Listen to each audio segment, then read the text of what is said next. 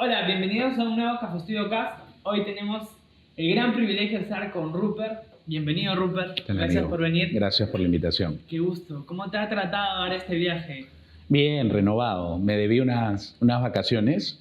Me he tomado vacaciones después de casi 3 años, ¡Hala! que han sido 3 semanas inspiradoras, ¿no? Yo creo que el hecho de salir, de viajar, de conocer, te inspira, te da referencias y te permite hacer nuevas cosas, ¿no? Entonces, muchas veces el día a día no permite que nos tomemos un tiempo para eso, pero vale la pena.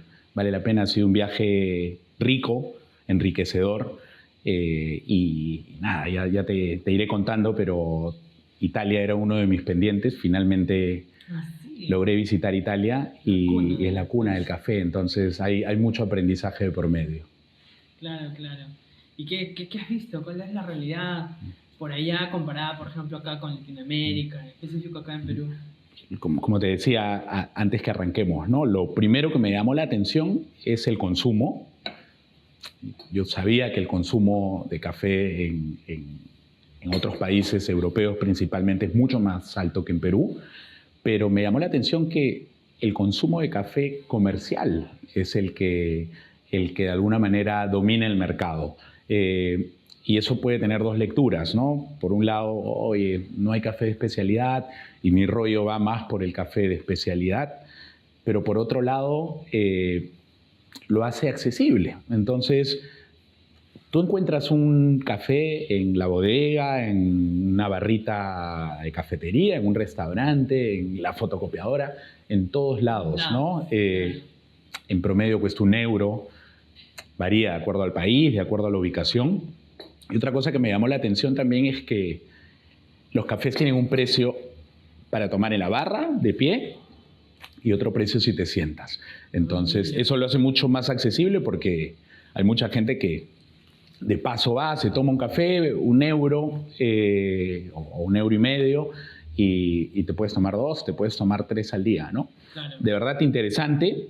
Me preocupó un poco el hecho de que el café de especialidad no predomine en estos países. Hay cafeterías de especialidad claramente, pero el 95% siguen siendo los cafés comerciales, sobretostados, con azúcar y con todo lo que ya sabemos nosotros y no nos gusta, ¿no? Pero es bueno entender cómo funciona el mercado en el mundo.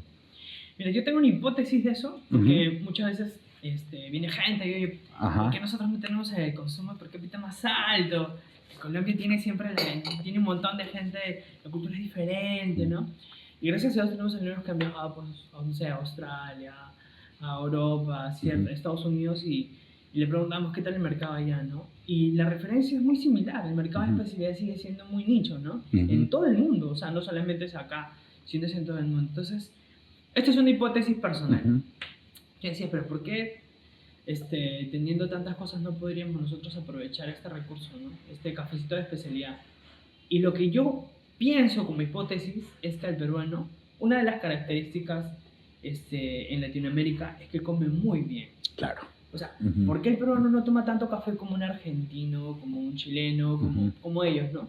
Y digo, una de las diferencias del peruano es su comida. Y en la experiencia también en el trato con el cliente, en la cafetería, tú le invitas algo al cliente que es rico y él se enamora de este producto. En cambio, cuando le das una astringencia, pues, ay, no, está muy ácido, pero es porque está astringente, prefieren no tomarlo, porque ya tienen eso como cultura. Sí, somos más exigentes, ¿no? El peruano es sibarita por naturaleza, no, la gastronomía es prueba de ello. Y fíjate que lo que mencionas se ve reflejado en los restaurantes. Hace 10 o 12 años, tú ibas a un restaurante de Gastón, hacia arriba, incluyo Central, Maido y todos los nominados y ganadores, y encontrabas café comercial. Siempre. Hoy tienen una máquina Comodato encima, ¿no? Todos Comodato. Oh, me van a odiar los que hacen Comodato, pero tú sabes que yo estoy... Es un modelo de negocio. Es un modelo. Hoy eso cambió. Hoy tú encuentras procesos, encuentras orígenes, encuentras perfiles diferentes, una buena máquina de café. Entonces, eso nos hace pensar que estamos por buen camino. Sin embargo, y volviendo a tu punto, yo creo que el problema en el café de especialidad es que sigue siendo nicho. Y en la medida que esto no se democratice, va a ser difícil que crezca, ¿no? Porque hoy un espresso en promedio, hablamos hace un rato, en una cafetería en Lima puede costar 6, 7, 8 soles. Yo he visto 9. 9 soles una taza de café. Y si haces la matemática, alguien de a pie no se puede dar el lujo, porque termina siendo un lujo, de tomar un café de especialidad pagando 9 soles al día, ¿no? Entonces, sobre todo con los ingresos que tenemos y bueno, podemos ir más allá todavía. Lima es una ciudad realmente cara y hoy el café termina siendo poco accesible para todos, ¿no? Claro, claro.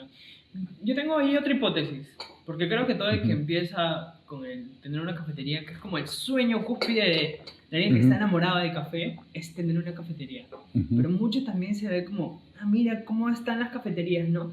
Súper estético.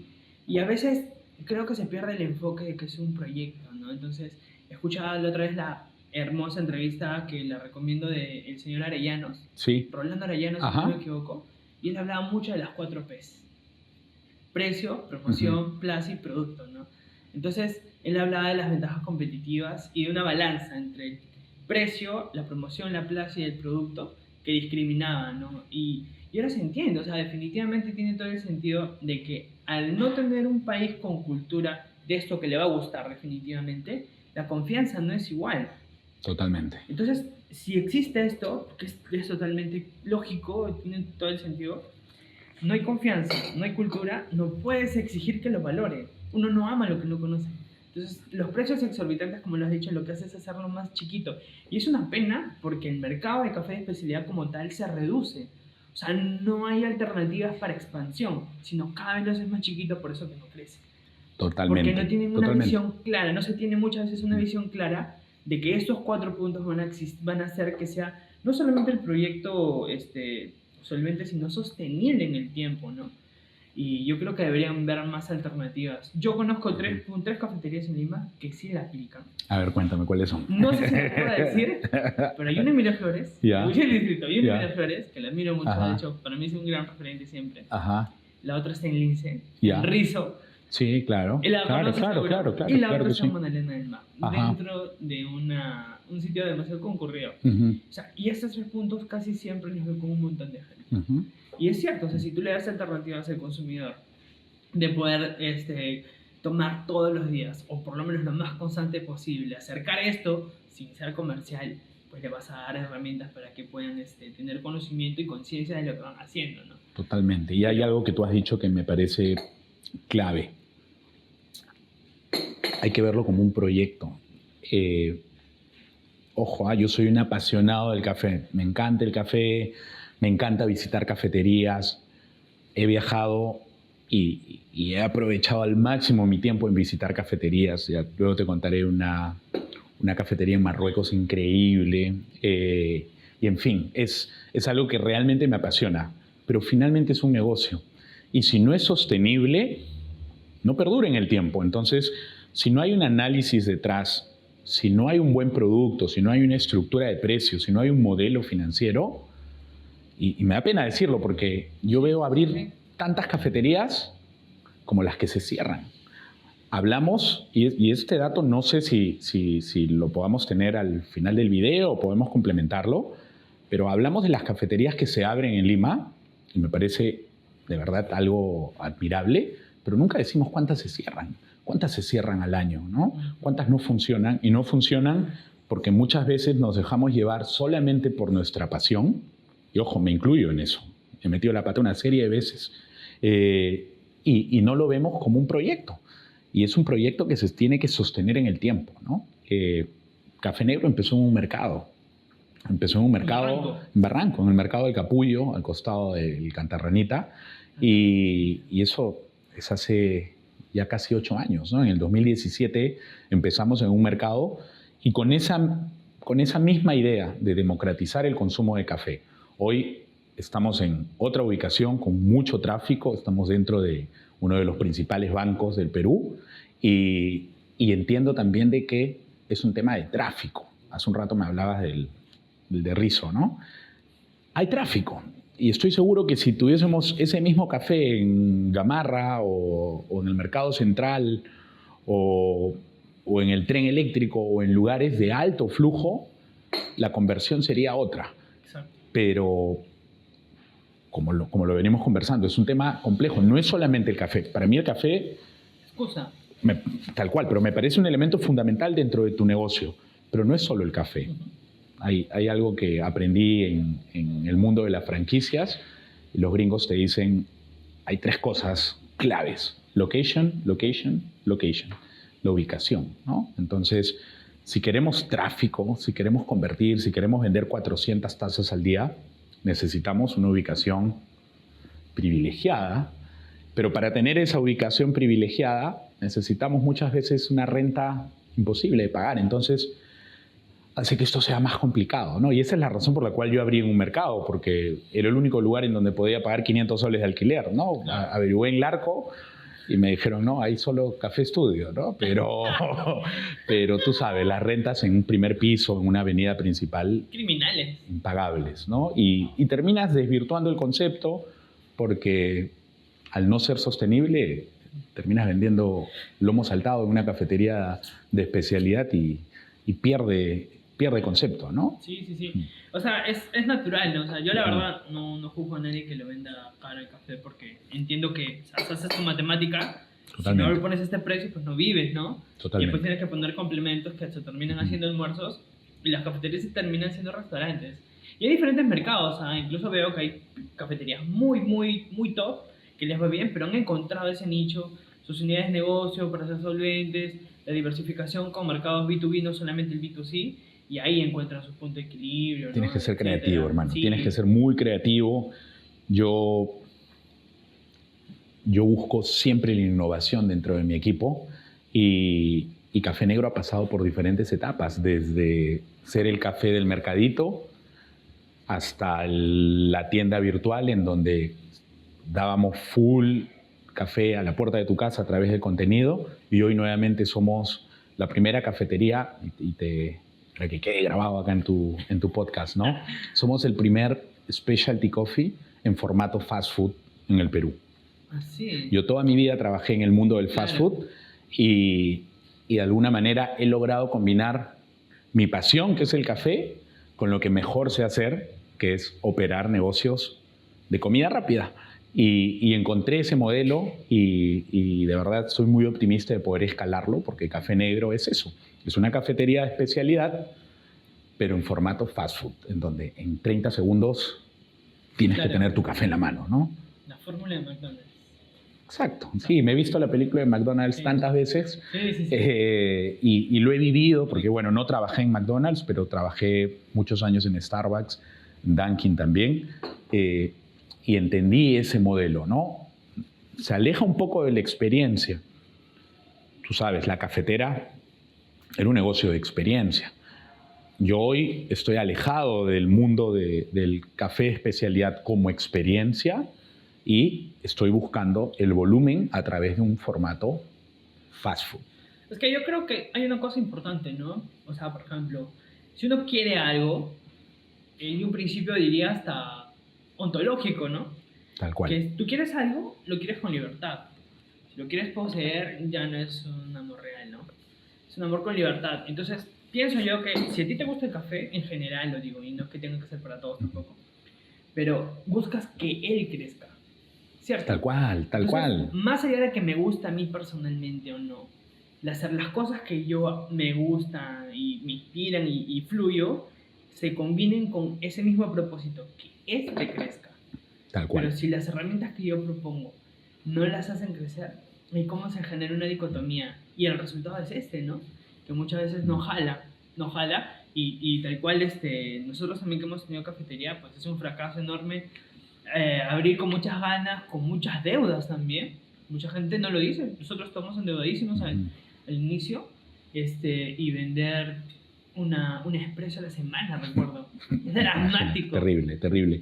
No te paga ni el consumo de energía de la máquina, ¿no? Nada, no te paga nada. Y son muchas cosas que no se dicen y muchas veces parte del entusiasmo del emprendedor que de repente renunció a su trabajo y tiene un capital y dice, por fin voy a cumplir mis sueños de abrir una cafetería y no sabe que mantener esa máquina prendida 7 días a la semana por 12 o 14 horas al día va a costar 500, 600, 800, 1000 soles al mes y que necesitas volumen para poder sostenerla, ¿no? Y no te hablo de los alquileres. No. Entonces, y la depreciación. Es un negocio complejo.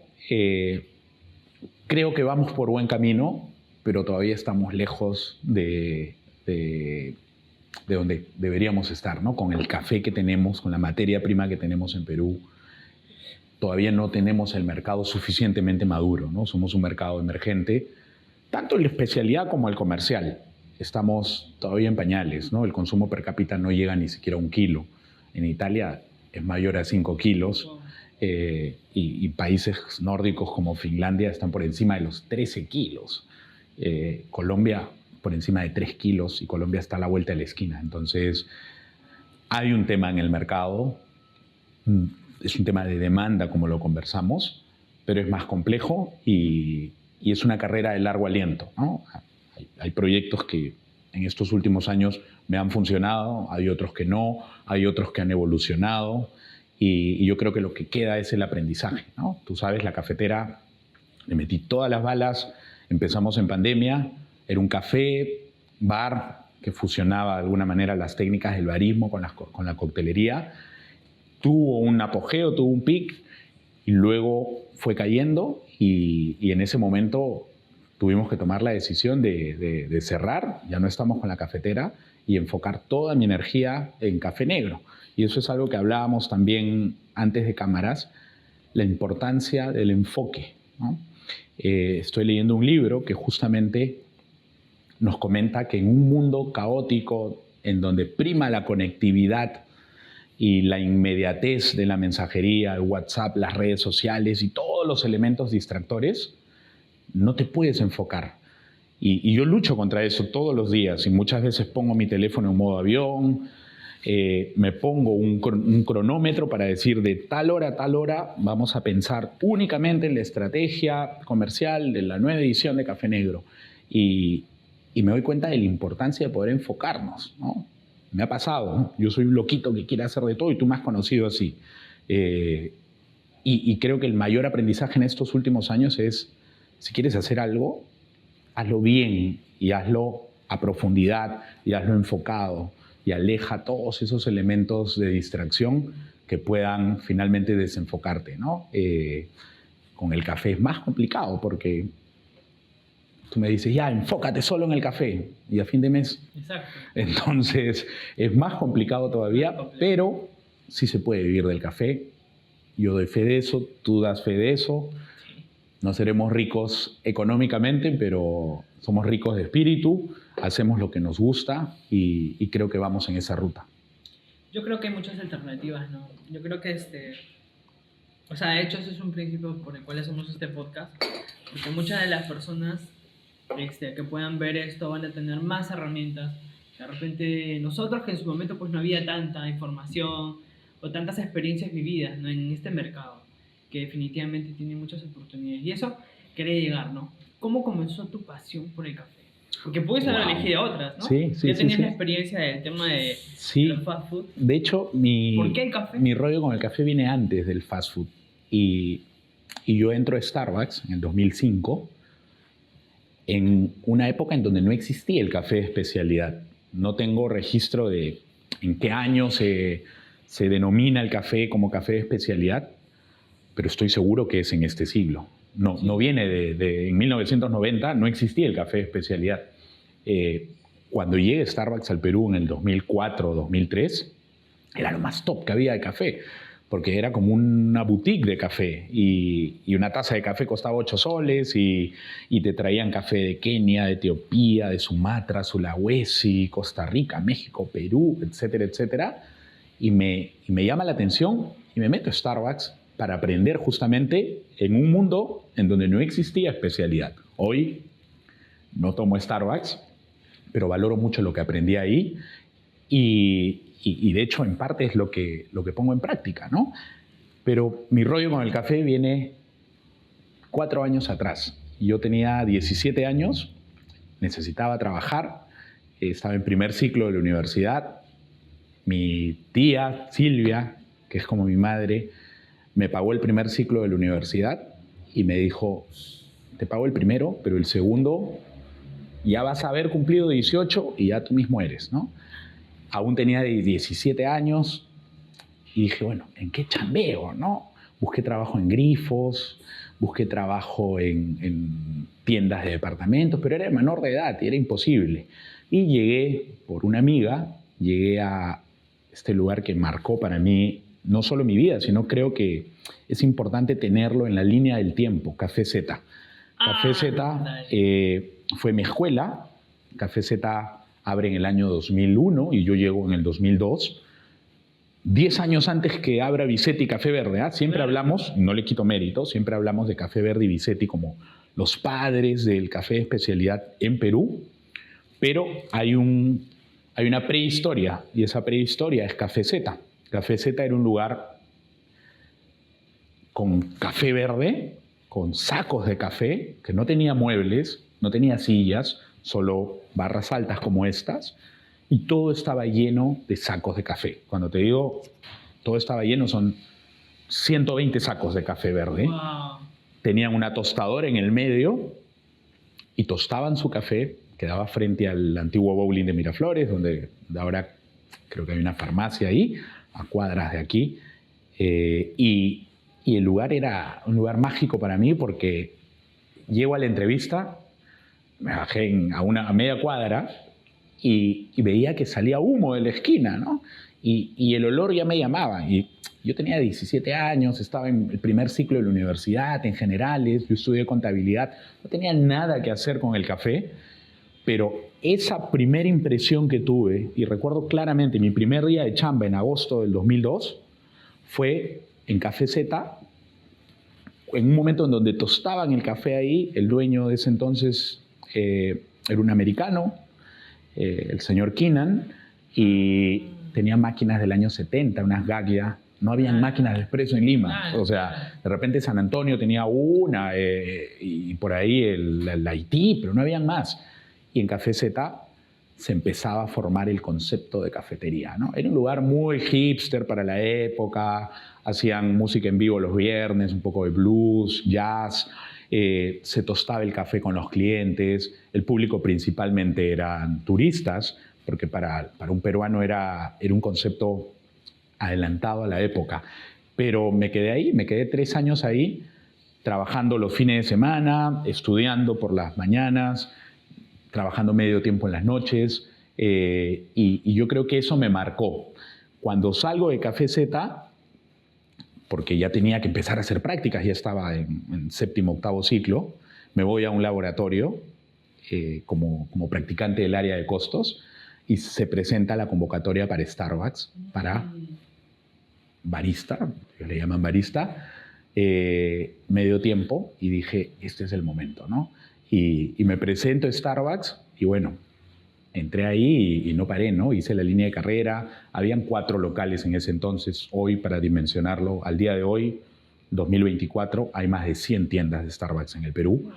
Y yo me quedé desde el año 2005, 2006 hasta el año 2010 y viví de cerca todo ese crecimiento y fue de verdad enriquecedor, ¿no? Entonces, mi rollo con el café viene desde Café Z.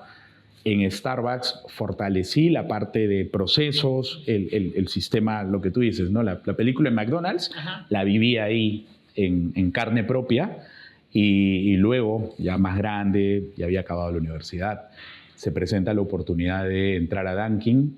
El grupo Intercorp con NGR acababa de comprar Bembos, China Walk, Don Belisario, todas las franquicias que no son del OSI, compran Starbucks y se presenta la convocatoria para gerente de operaciones. Yo ya tenía más de 10 años en el rubro pero era chibolo, bordeaba los 30, y me presento, y bueno, eso también fue enriquecedor, ¿no? Porque me la pasé 3 meses afuera. Dunkin' tiene una universidad en Boston. Ah, sí. Una universidad, o sea, No te creo.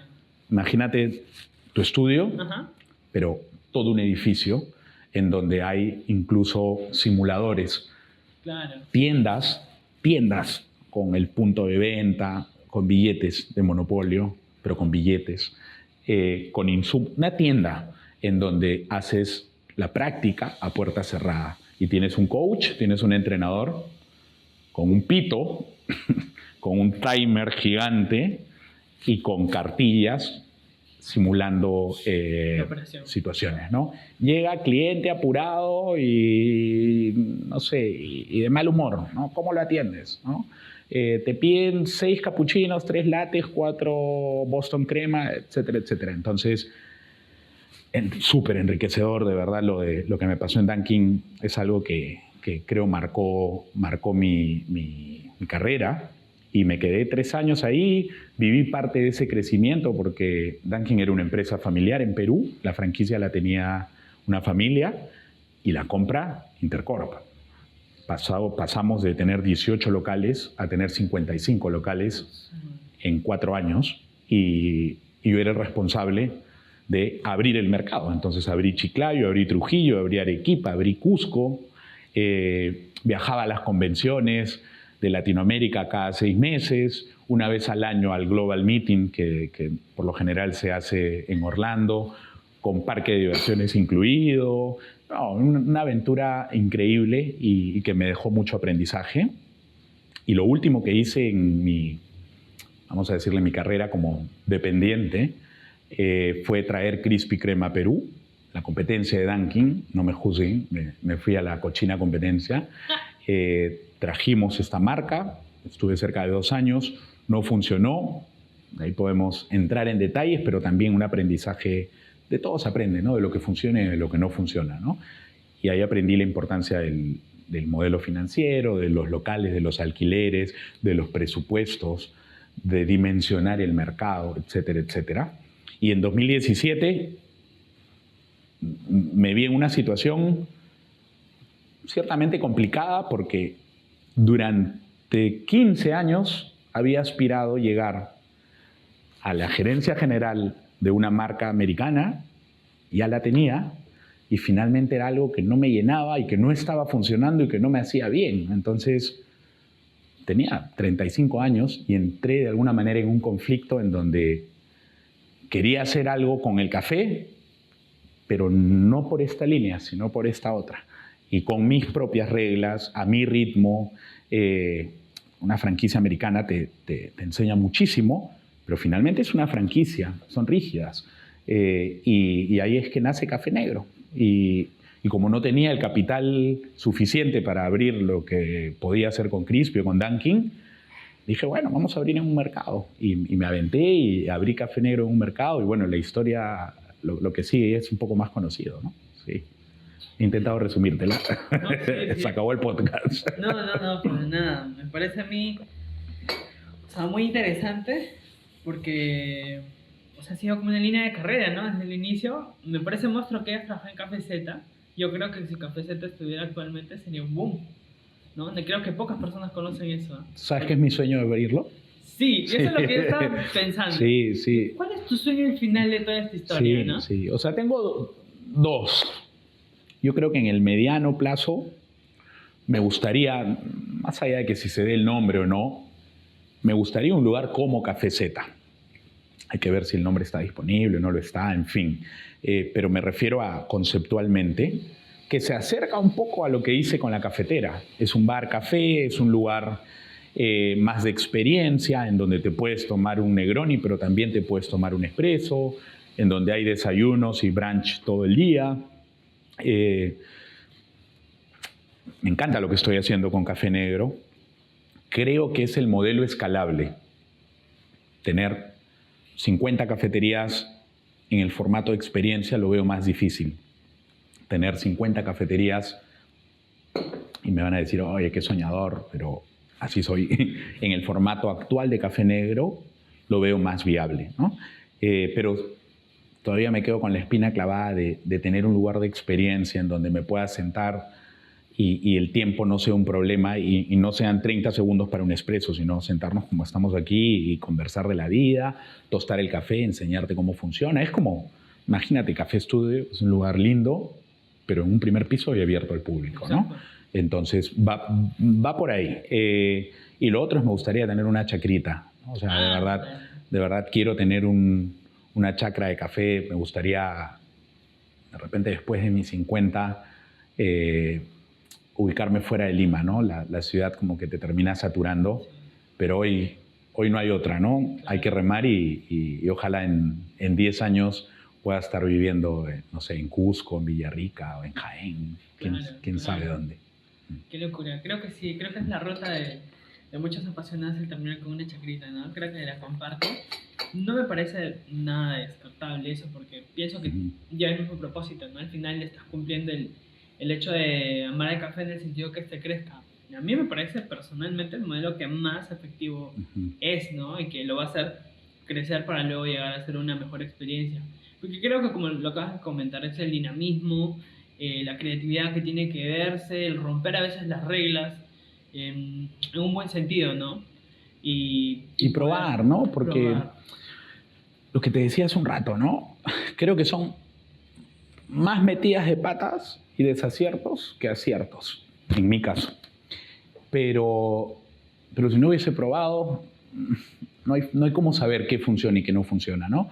Entonces la clave está en a mí me gusta mucho pilotear algo y mi gente los debo tener locos, ¿no? Porque un día se me ocurre probar una cosa, al otro día probar otra, al otro día probar otra, pero una sale y cuando funciona esa, aplica mi teoría y el libro que estoy leyendo de Enfócate. Cuando una funciona, exacto, métele todas las balas a esa, porque esa es, ¿no? Entonces, no sé, pues le debo haber intentado 10 veces algo y una es la que está funcionando hoy, que es Café Negro en ese formato, pero hay que estar siempre, de alguna manera, abiertos a creo que la palabra correcta es flexibles, a que el mundo va cambiando, ¿no? En un mundo globalizado no puedes pretender que lo que funcionaba en pandemia siga funcionando hoy, o lo que funcionaba antes del 2020 siga funcionando. Y te voy a poner un ejemplo, ¿no? Café Negro era una cafetería en un mercado. En pandemia cerramos, porque vivíamos del turismo y cerramos. No había turismo, nadie quería entrar a un mercado, entonces no había forma.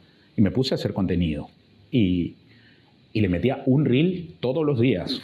Y me la pasé así probablemente medio año. Un reel diario, todos los días con el celular, enseñando, grabando, compartiendo experiencias, haciendo transmisiones en vivo, etcétera, etcétera. Pero luego de eso, y mi venta principal era el canal digital, e-commerce, claro, ¿no?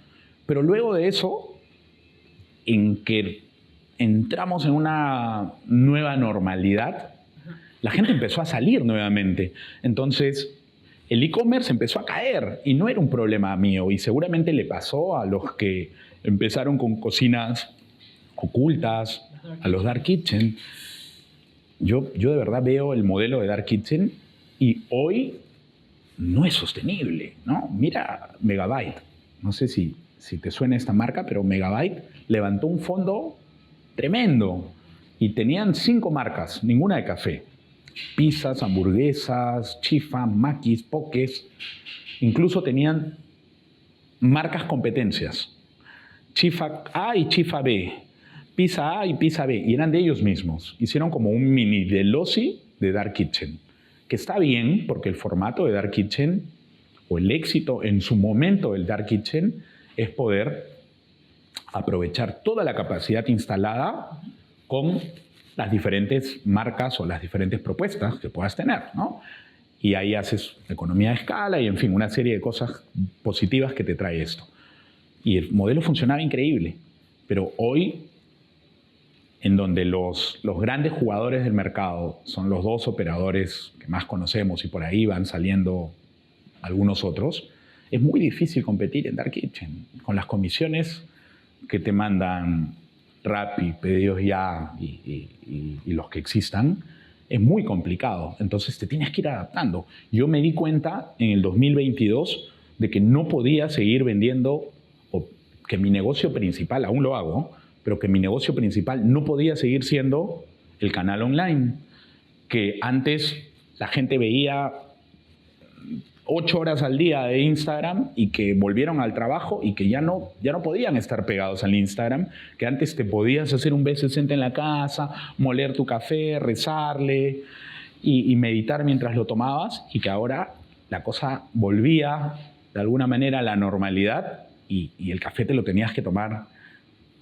en la cafetería o pasarlo de una forma rápida, etc. Entonces nos tenemos que ir adaptando, ¿no? Y claro, cambié la estrategia del contenido, que era el 100% de mi tiempo estaba enfocado en el contenido, y en la venta. Obviamente el contenido me generaba venta del canal digital, y pasé nuevamente a la presencialidad, pero ya no en el modelo de experiencia, sino en el modelo que más domino, que es en el fast food, ¿no? Y hoy estoy en eso, pero si mañana, no sé, pues nos invaden los extraterrestres y nos encierran nuevamente, probablemente me ponga a hacer contenido disfrazado de marciano y a vender café verde, ¿no? Entonces tenemos que ir adaptándonos y ser muy flexibles a eso y reaccionar rápido. Yo creo que me preguntabas detrás de cámaras, ¿no? ¿Qué aporte puedo dar a tu comunidad y a la gente que nos está viendo?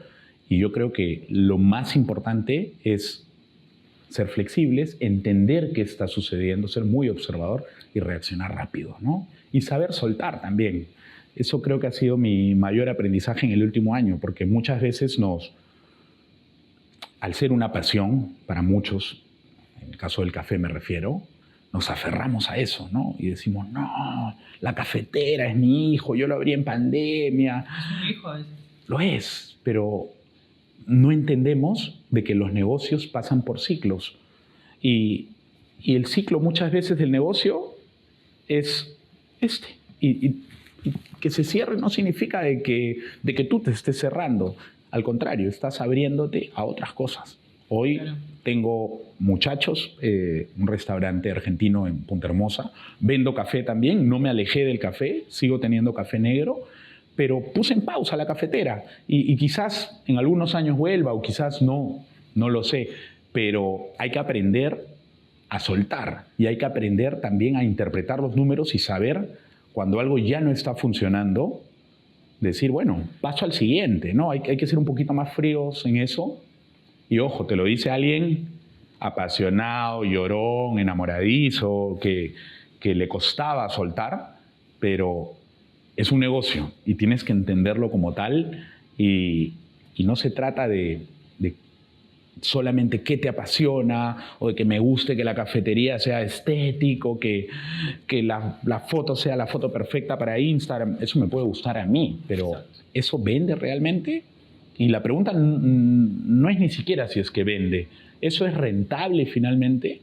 Creo que muy pocos, me gustaría que ahondemos en este tema, muy pocos emprendedores le prestan atención al modelo financiero, y de repente llegan a la primera línea y ven las ventas. Pero, oye, ¿cuánto es tu EBITDA? ¿En cuánto tiempo? Claro, ¿en cuánto es la utilidad antes de impuesto de depreciación, amortización e intereses? O tu utilidad operativa, ¿no? ¿En cuánto tiempo estás recuperando la inversión? ¿No? No vemos ratios financieros. Y ojo, de repente, a mí se me hace un poquito más fácil hablar de esto porque soy contador, pero creo que todos, sin excepción, los que nos metemos a hacer un negocio, debemos tener claridad en los números. Porque número manda. Si no funciona... Claro. O sea, mira, yo creo que... O sea, yo lo veo, por ejemplo, el tema de tener una empresa como una profesión. Lo veo exactamente como tener una profesión porque... o sea, el verdadero trabajo de una persona que pone un negocio es que éste crezca. Exacto. Y para poder crecer, tú necesitas poder estar muy empapado de las áreas que conllevan esto. Esto es algo que no se dice mucho y que creo que poco se enseña, pero es como un hijo, pero claro, el mismo principio que pienso, que es libertad, ¿no? No puedo yo controlarlo, poseerlo es tóxico. Totalmente. Y ahí me desvirtúa la objetividad que puedo tener. Pero cada negocio que empieza tiene un modelo diferente. Si crece, es diferente. O sea, al principio uno puede ser muy operativo, no checas mucho la parte logística, administrativa y por ahí algo comercial, ¿no? Y luego va creciendo con temas de comunicación, vas con temas más financieros y así va creciendo ya recursos humanos, el equipo, la gente es un tema más importante y trascendente incluso. La cultura de la empresa, pero esto no lo ves al inicio. Exacto. Y tú para poder saberlo, pues ni que fueras perfecto, ¿no? Claro. Entonces, prueba y error, ¿no? Exacto, o sea, y es aprender, o sea, yo no puedo delegar algo que no conozco nada, o sea, es como, yo lo veo así, ¿no? Es como un caballo y son muchos caballos dentro de un carruaje, pero si cada uno tira por otro lado, pues se ralentiza todo. Totalmente. Yo creo que esa es la perspectiva y la visión que uno debe tener, o sea, ver que es un proyecto. Y no solamente hablamos del tema financiero porque nos gusta la plata, o sea, es que busco ser millonario, ya, chévere que pase, pero es un tema de responsabilidad, porque tú también te debes equipo de trabajo que tienes que pagar. Es la responsabilidad más grande, hermano, tú lo sabes. O sea, llegar a fin de mes y ver que tu saldo no cubre los sueldos. Exacto. O sea, es realmente un pase de vueltas, ¿no? Y si tienes familia es peor. Peor. Yo no me sentía a gusto con lo que hacía en el día a día. Ganaba bien, tenía estatus, tenía todas las comodidades, tenía gente a mi cargo, una marca increíble, pero no era necesariamente lo que yo estaba buscando, ¿no? Entonces yo creo que el propósito es la base de todo y coincido con esos 4 puntos, incluso los cambio en orden, ¿no? El propósito es lo primero, el propósito es lo que nos guía y al final del día va a haber cosas que funcionen, otras que no, pero volteas a ver tu propósito y recuerdas por qué estás ahí. Entonces, es eso. Y lo que mencionas es los ciclos del negocio, ¿no? Lo decías hace un rato. Al inicio tienes que estar en todas. Sí o sí, tienes que estar en todas. Y luego tienes que aprender a delegar, tienes que soltar algunas cosas y tienes que dedicarte al crecimiento del negocio, de acuerdo a la etapa en la que estés, ¿no? Yo soy el primero que llevaba los pedidos, grababa, editaba, todo, cataba su café, iba a recogerlo del terminal. He pasado por todas esas y no me arrepiento, al contrario. Me encanta haberlo hecho. Pero hoy entendí la importancia en esta etapa de tener una estructura y de poder tener un equipo logístico. Soy muy afortunado de poder tener gente capaz, comprometida a mi cargo y que hoy llevan la parte operativa del negocio y me permiten a mí estar a las 11 de la mañana un día miércoles tomándome un café contigo acá y luego de eso pensar en la estrategia del negocio y hacia dónde va, ¿no? Entonces es ir adaptándonos y un gran amigo a quien visité en París hace un par de semanas me dijo hace 2016 cuando renuncié al trabajo, me dijo, ¿seguro? Yo, sí, bueno, si estás dispuesto a sufrirla durante 10 años, métele. Porque probablemente te tome 10 años lograr esa estabilidad, ¿no? Claro. Entonces, y ahí vamos, ¿no? Faltan 2, pero vamos, creo que vamos por buen camino. Pero es eso, el camino del emprendedor es eso y tienes que saber apechugar y tienes que saber que algunas cosas funcionan, otras no, y levantarte y seguir dándole y va por ahí. Y el que no está dispuesto a eso, o el que cree, tú has dicho algo muy importante, ¿no? Lo de la libertad financiera, el manejo de tus tiempos, el que va a dejar su trabajo porque cree que el camino del emprendimiento es más sencillo, que no lo haga, porque no es más sencillo, porque tienes más responsabilidades, porque tienes responsabilidad con proveedores, porque tienes una planilla que pagar, porque no tienes un ingreso fijo. Entonces, hay una serie de dificultades con las que tienes que maniobrar y no es fácil, pero es satisfactorio cuando las cosas empiezan a funcionar, ¿no? Claro. O sea, yo creo que los mejores momentos son los momentos de crisis. Es más, diría que son los más importantes. Más que cuando te vaya bien. ¿Sabes por qué? Porque en mi experiencia, y esto no es la receta, no es para todos igual. Cada uno tiene momentos diferentes, ¿no? Es lo mismo 2020 que ahora 2024. Pero creo que es tan chévere poder emprender, que no es para todos, también es para un grupo. No porque sean mejores, sino creo que es al revés. Porque son los momentos donde uno más se conoce. O sea, yo creo Exacto. que muchas de las decisiones que uno toma es porque poco se conoce, porque poco sabe sus fragilidades, sus debilidades, y es menos consciente. Y en momentos de crisis más difíciles, donde no sabía que esto puedo hacer, ¿no? O esto que es un mal hábito, que es un mal pensamiento, que es una mala costumbre, o algo malo dentro de mí, me hace que tome este tipo de decisiones. Y Es lejos de eso. vernos sin culpas, tampoco, sin culpas ni victimismos, ay, porque me pasó esto, por esto, por eso, no, hay que ser No, eso es lo peor que responsables puedes también, hacer, sí. o soy culpable por esto, no, otra vez, tampoco, ¿no? Es como una mirada sana, comprensiva, llena de aliento también consigo mismo, porque habrá muchas personas que nos desestimen siempre, que tampoco es agarrar y vivir en una burbuja donde somos perfectos y los mejores son los emprendedores. Nada que ver. Lo que No, más se no, equivocan, te lo totalmente, aseguro. totalmente, amigo, sí. Y eso creo que te da mucho afán de poder seguir otra vez con por qué lo estoy haciendo, ser consciente de por qué lo haces. Y es muy enriquecedor porque también al momento de compartirlo, pues otras personas pueden dejar de existir de eso, de dejar el proyecto que puedan estar tomando. Yo vi en el 2020 que el 90% de la gente que emprendía lo dejaba antes del año. Claro. Y yo decía, ¿por qué lo dejan? Pues por eso, porque muchas veces no nos dicen, oye, te va a doler. O sea, si tú supieras que te va a doler, entonces ya no te asustas. Y uno a veces se asusta y huye del sufrimiento. Entonces lo dejas, abandonas, ¿no? Entonces en vez de eso, yo sabía que esto iba a pasar. Entonces es Sí, parte de esta no, es cosa. una carrera de Sí, largo ¿no? aliento, es una carrera de largo aliento y tienes que estar comprometido, tienes que tener claro el propósito, como tú lo dices, tienes que saber soltar cuando hay que soltar y, y tomar la crisis como oportunidad, ¿no? Yo creo que va por ahí. Tengo, como te digo, un gran equipo y eso me da también una tranquilidad de poder saber que la empresa va por buen camino, que en algunas cosas ellos pueden tomar mejores decisiones que yo incluso, porque son expertos en esto, ¿me entiendes? Antes a mí me gustaba estar en todas, hoy zapatero a sus zapatos. Yo no soy tostador, vengo con el que sabe tostar. Yo habría llevado un curso de cata, pero yo no soy catador, entonces busco el catador. Y así en cada área, tanto las que tengo que tercerizar, como las que te acabo de mencionar, como las propias áreas de mi empresa. Yo soy contador de profesión, pero yo no soy el contador de mi empresa. Es alguien que estudió conmigo, a quien le tengo mucha confianza, y él se encarga de la contabilidad de Café Negro. Entonces es importante también entender cuál es tu rol y en qué momento está la empresa para que tú asumas ese rol, ¿no? Exacto. ¿Eres el todista? Sí. Los 2 primeros años probablemente tienes que hacer de todo.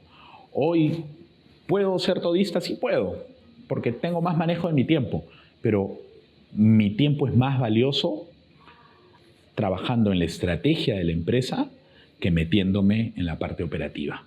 Y son momentos diferentes y va por ahí. Y la importancia de la gente, lo hablábamos hace un rato, ¿no? Hablamos del modelo financiero, del concepto también, que es muy importante, de la demanda, pero muchas veces dejamos de lado el capital humano. Y en una cafetería es fundamental, en todo negocio, pero en una cafetería más aún.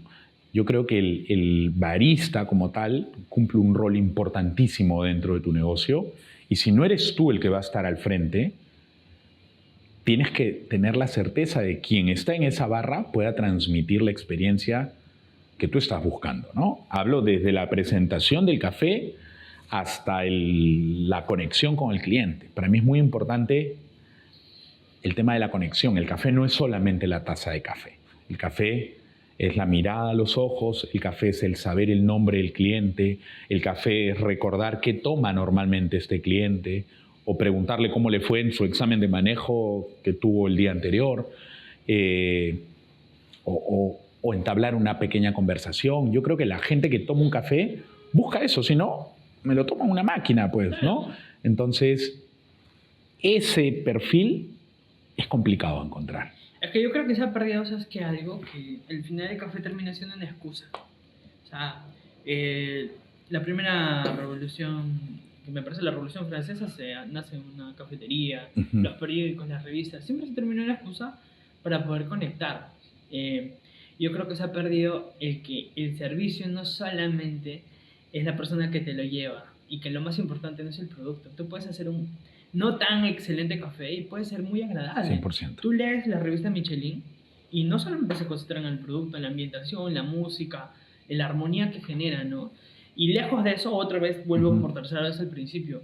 Si uno es responsable, yo quiero que la gente, me gusta el café, amo el café, me he metido en esto, yo busco que él sea el protagonista.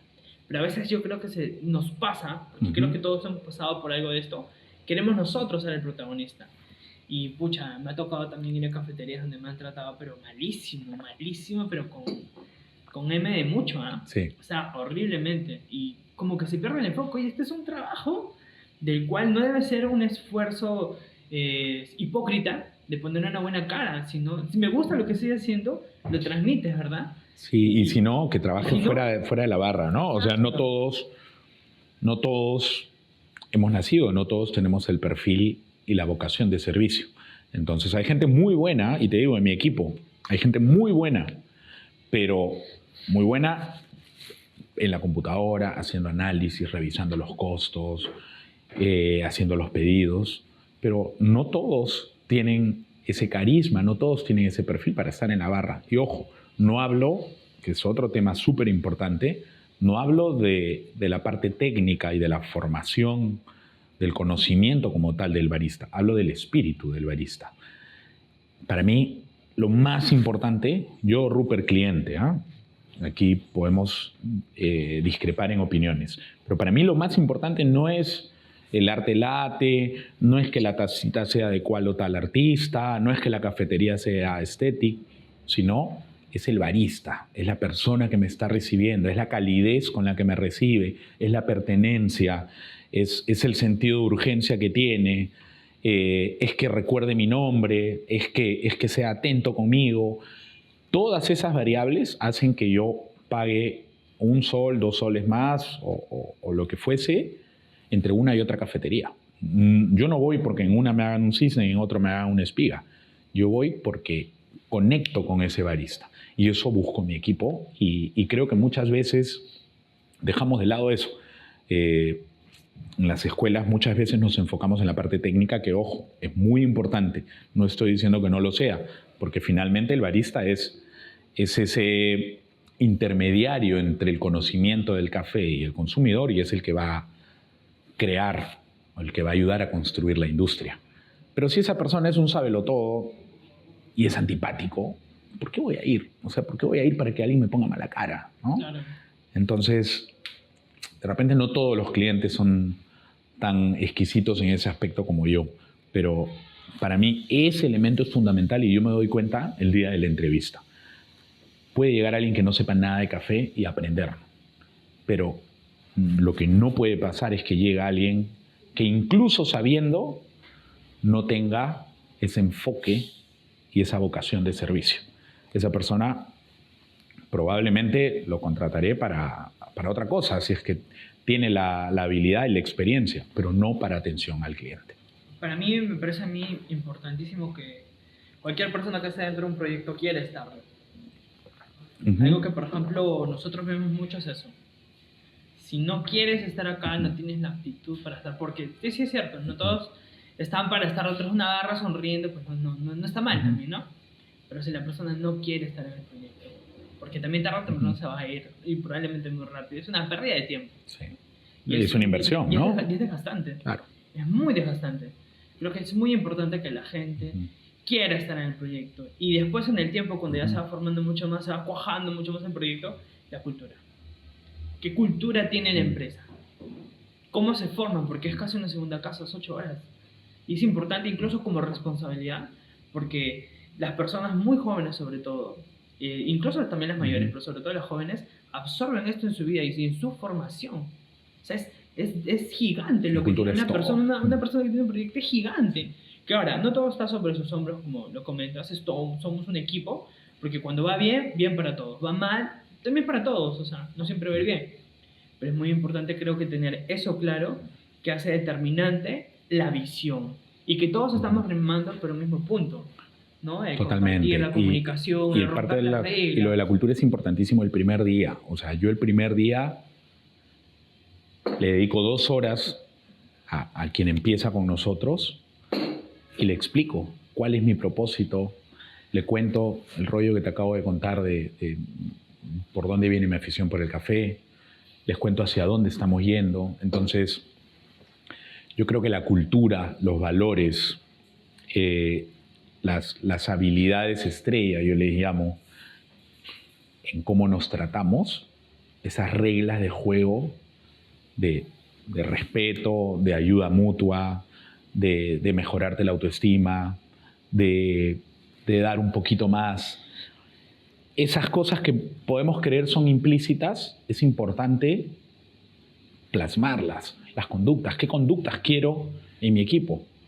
¿Quieres a alguien mala onda? Yo no quiero a alguien mala onda, yo quiero a alguien con espíritu colaborador, quiero a alguien creativo, quiero a alguien solidario, quiero a alguien que esté buscando aprender. Entonces, y podemos listar muchas cosas más, no hay que definir cuáles son prioritarias, pero yo creo que esas conductas van a definir finalmente la cultura de la empresa, ¿no? Y hay que tomarnos el tiempo de hacerlo. Muchas veces, como hay tantas cosas, priorizas, ¿no? Primero el producto, luego el modelo financiero. ¿Y en qué momento ves la cultura? Exacto. Sí. O sea, hay un pata que creo que ha sido el CEO de Sonrix en México, si no me equivoco el nombre de Sonrix, que hablaba mucho de estos valores intangibles, ¿no? Estas ventajas intangibles, que mucho habla de eso. Y yo creo que una de las cosas que más funciona, y que lo decía este CEO de San Antonio, es mostrarse como uno es. O sea, tal cual. No soy perfecto. O sea, no soy el líder perfecto que todos quisieran. No me puedo obligar a hacer una careta que no existe, porque después en el futuro, cuando te toca a ti, porque lo ideal es que te toque a ti también, tú también puedes mostrarle y darle la oportunidad a la persona que se equivoque, ¿no? Porque ahí va a aprender, a pesar que es un costo que la empresa le asume, que eso duele a veces también mucho, por los errores también tienen un precio, pero es lo que va a hacer crecer la tarde o temprano. Totalmente, es una de las, mira, ahora que hablábamos de Starbucks, ¿no? Ya hace más de 12 años que no estoy ahí, pero una de sus conductas que me marcó, y que incluso la tenían muy, muy pedagógico esto, en cartillas de reconocimiento, con ilustraciones y dedicatorias. En fin, una de ellas era lo que tú has dicho, ser como eres. Y se llamaba ser genuino. Y si tú, y era una práctica habitual, ¿eh? Si tú en tu equipo, hablo de un equipo de tienda de 16, 18, 20 personas, detectabas esa conducta positiva en la persona, el ser genuino en este caso, bueno, agarrabas una tarjetita, estaba en un sitio exhibidas, hermosas, le ponías una dedicatoria y destacabas esa conducta en la persona. Oye, Valerie, toma esta tarjeta. Y luego había un sistema de recompensas, por X cantidad de tarjetas tenías un pin y por X cantidad de pines otras cosas, en fin, ¿no? E incluso estaba amarrado a la línea de carrera, que es otro punto muy importante, ¿no? ¿Qué nos mueve? ¿Qué nos motiva? No todos quieren hacer la línea de carrera, pero yo creo que hay mucha gente que cuando llega a un lugar, y me pasó a mí, sueñas con crecer en esta empresa. Y desde el otro lado te preguntas, ¿la empresa tiene esa cultura? ¿La empresa tiene una línea marcada? ¿Hay crecimiento? ¿Hay posible crecimiento? Y algunas veces es limitado porque no tenemos la espalda financiera para abrir 30 tiendas, ¿no? Pero dentro de esa misma organización, esa persona puede empezar como barista junior, puede pasar a ser barista senior, puede ser entrenador, puede tener otra responsabilidad mayor. Entonces tenemos que diseñar esa línea de carrera para que esa persona no se te vaya al mes 3 o al mes 4, ¿no? Hay que aprovechar el potencial que tenemos. Sí, yo creo que es importante eso porque así como yo creo que la clave en el modelo de volumen, de sostenibilidad, es entender los problemas del cliente reales, su índice real, y creo que ahí están las oportunidades económicas y de producto y de mercado, etcétera. También es lo mismo con las personas, ¿no? O sea, cuáles son lo que acabas de comentar, ¿no? ¿Por qué está aquí? ¿Por qué lo quiere hacer? ¿No? pero sin querer aprovecharnos, porque también hay mucho oportunismo, eso del lado de muchos empresarios, de poder de alguna manera manipularlos, ¿no? Que puede ser con dinero, que puede ser con ciertas cosas, condicionamientos, en vez de una convicción real de liderazgo, ¿no? Es que tú sabes que las motivaciones económicas, que claramente son importantes, no son sostenibles. No. Tú le aumentas el sueldo a alguien y en 3 meses va a querer otro aumento, ¿no? Pero los reconocimientos reales, el aprendizaje, el que esa persona se sienta desarrollada, es sostenible en el tiempo. Y lo otro es la diversidad. Yo en mi equipo, el menor tiene 19 años y empezó con 18, y la persona mayor está por encima de los 50 años. Y hasta el año pasado, el encargado del contact center era un señor de 75 años y que era muy feliz trabajando con nosotros y contestando el WhatsApp. Entonces, yo creo que es muy importante aceptar la diversidad como un componente esencial del negocio y enriquecernos con eso. Esta persona de 75 años va a aportar muchísimo en su experiencia. Y el de 19 también va a traer cosas que yo no tengo, ¿no? Y quizás sabe más de TikTok que yo, y el de 75 años sabe manejar la crisis mejor que yo. Entonces, el tener un equipo diverso te permite cubrir ciertas falencias. Yo no puedo hacer todo. Entonces, busco siempre en mi equipo tener perfiles diferentes. Un mismo espíritu, pero aceptar la diversidad. Cada persona es como es, todos somos diferentes, y lo que tú me decías, ¿no? el ser genuino, la importancia de aceptar a cada persona tal y como es. Pero dentro de eso hay una línea clara que para mí es el espíritu de esa persona. Si esa persona no tiene vocación de servicio, si esa persona no tiene ese espíritu, esa actitud positiva, el trabajo en equipo, es difícil que me funcione en este rubro. De repente, como mi contador, no necesito que tenga habilidades blandas, pero dentro de la barra de café y de cara a atención al público, hay ciertos valores que para mí son no negociables. Claro, definitivamente. Y en toda esta historia, ¿cuántos años son?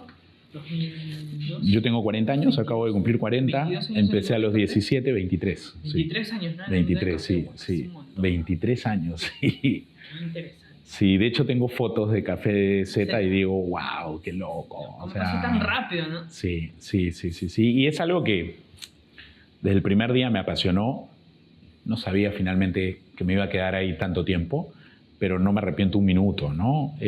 Hoy tengo contacto con amigos de la universidad. De hecho, mi contador es promoción de la universidad. Y volteo a verlos. A muchos de ellos les va muy bien. Pero más allá de lo económico, digo, no, esto no es lo que yo quiero, ¿no? O no es lo que yo quería para mi vida. O sea, me pones en un escritorio a armar estados financieros y me duermo, pues, ¿no? Sí. Que no significa que no sepa cómo analizarlos y cómo tomar decisiones en función a eso, porque finalmente estudié 5 años la carrera y era bastante bueno, pero no es algo que me apasione, y ahí regresamos a los 4 puntos que mencionabas, ¿no? Tiene que ser algo que te apasione. A mí me apasiona el café, me apasiona la gente, y la contabilidad estaba un poquito alejada de eso, ¿no? Claro. Y en todo este tiempo que llevas de experiencia, estos 23 años, ¿cuáles han sido los momentos que más te han ayudado? ¿O cuál dices, pucha, este fue el peor momento y, pucha, pero me dio esto, ¿no?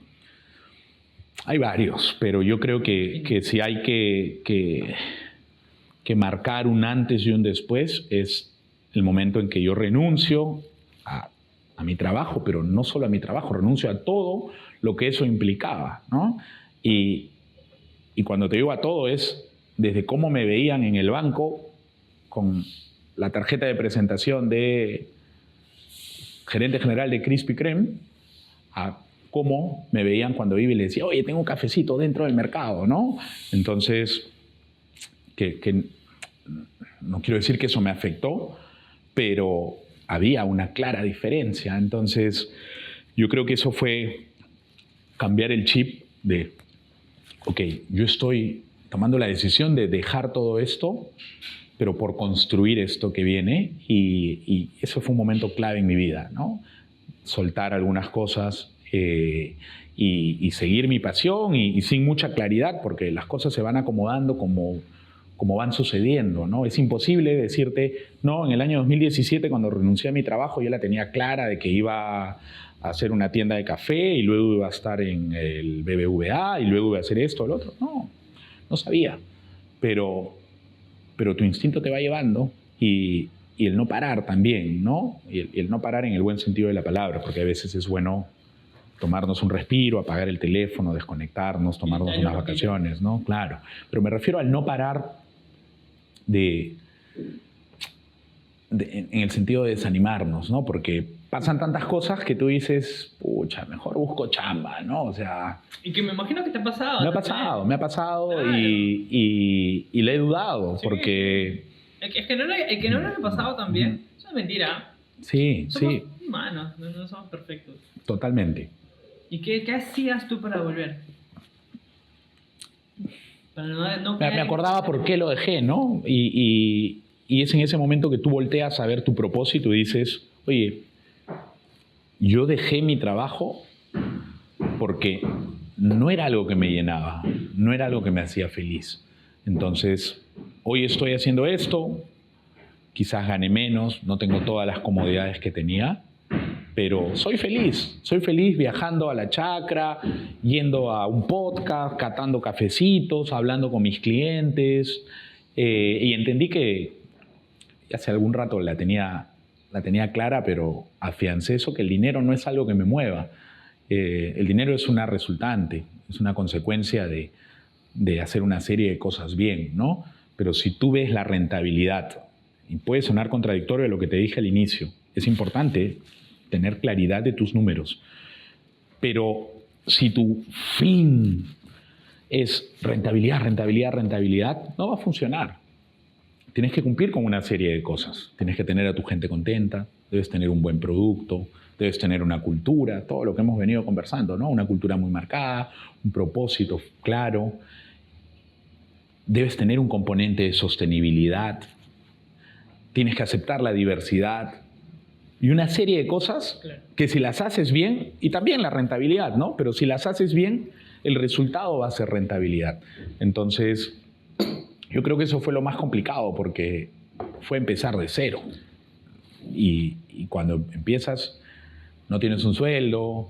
Cuando empiezas, tú eres el que hace todo. Entonces, eso y creo que otro momento clave fue la llegada de la pandemia, ¿no? Porque entre el 2017 y el 2020 yo ya había construido la marca, estaba dentro de los Bodytech también, tenía el café negro del mercado, teníamos 3 locales, estábamos abriendo el cuarto y de pronto, ¡pum!, nos cierran todo y lo último en abrirse fueron los gimnasios y el turismo, ¿no? Entonces fueron como 18 meses, no de pero sí de reinventarme y en el día 2 de la pandemia me puse a vender café de puerta en puerta, en la bici, en mi moto, luego saqué el permiso para circular en el auto, pero el 20 de marzo del 2020 yo vendía mi primera bolsa de café y me acuerdo que mucha gente del mundo del café también me ayudó, amigos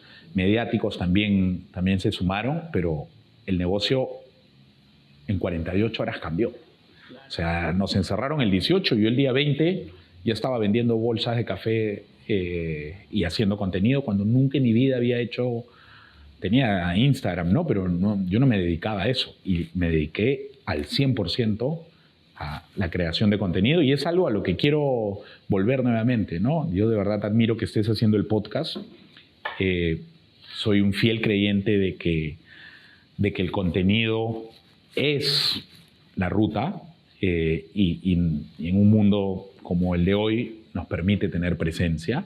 Entonces, es algo que he pausado momentáneamente, pero que tengo que retomar y manejarlo a la par con lo que hoy estoy haciendo, ¿no? Claro, que debe ser vertiginoso también, ¿no? Con todas las actividades, responsabilidades, tiempos y el enfoque que comentábamos antes de empezar, ¿no? Es por enfoque que lo dejé. Sí. Hago mis historias, por ahí subo cuando me da la gana subir algo, pero antes, todos los días, yo subía un reel o subía algunas fotos o hacía algo y así me la pasé durante 6, 8 meses. En pandemia empecé a dar talleres de barista en casa. Fue un proyecto que funcionó bastante bien. Sí, y en algún momento tenía una sala de Zoom, 80 personas conectadas, ¿no? Que luego me di cuenta de que era mucha gente y dejó de ser personalizado, pero es también parte del aprendizaje, ¿no? Pero lo de barista en casa fue algo bonito también y que me permitió llegar a más gente, ¿no? Claro, claro. ¿Y cómo te ves acá en 5 años? En 5 años. Yo creo que con Café Negro ya escalado, esperaría tener más de 10 locales en los próximos 5 años, con ese formato y pensando en lo que viene, que es lo que conversábamos acerca del poder tener un lugar de experiencia o el poder vivir de repente parte del año en una finca de café. Pero yo creo que los próximos 5, si es que no son 10, toca trabajar duro para sentar esas bases y poder tener el número de tiendas a los que estoy apuntando, ¿no? De hecho, no es nada como que descabellado. En Europa y en Estados Unidos, si no me equivoco, se dan mucho de estos negocios con rotaciones altas y minimizando dos cosas, ¿no? Los costos fijos y la planilla. Exacto. Así que es algo que está incluso en tendencia actualmente.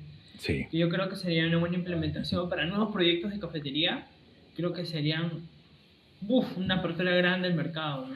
Sí, y aprendí a no emocionarme también, ¿sabes? Antes, la primera oportunidad que se presentaba, yo sí, abrimos, hacemos.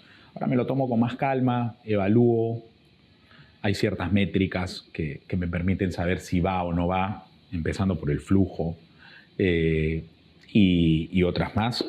Pero ya aprendí también que no puedo ser tan vehemente, ¿no? Entonces, hoy las decisiones las tomo en base a números, en base a la experiencia y prefiero ir lento pero a paso seguro. No me aloca abrir una tienda más este año. Si aparece la ubicación con las características que yo estoy buscando, vamos. Pero si no aparece, bueno, seguimos trabajando en lo que tenemos, ¿no? Claro. Es un poco lo que va a ir dándose en este tiempo, ¿no? Exacto. A pesar de la crisis política que existe todavía. No, el contexto es complicado, pero de verdad como emprendedor no te da tiempo de detenerte. Tienes que seguir, porque si paro, tengo que pagar una planilla a fin de mes, ¿no? Sí, es bastante pesado. Pucha, la verdad, Rupert, ha sido un placer enorme. No, el gusto es mío, amigo. Espero que el cafecito te haya gustado. Sí, pero me vas a invitar otro antes de irme. Sí, de todas maneras. Te agradezco mucho la confianza. Gracias, amigo. Creo que la experiencia y lo que hemos podido hablar en este podcast es súper nutritivo para cualquier persona que tiene el sueño y la idea de poder construirlo, ¿no? Espero que no sea la primera vez. No, de seguro que vamos sino de muchas de otras y poder visitarte también donde estés, ¿no? Me debes esa visita, ¿sí? Gracias, amigo. A ti.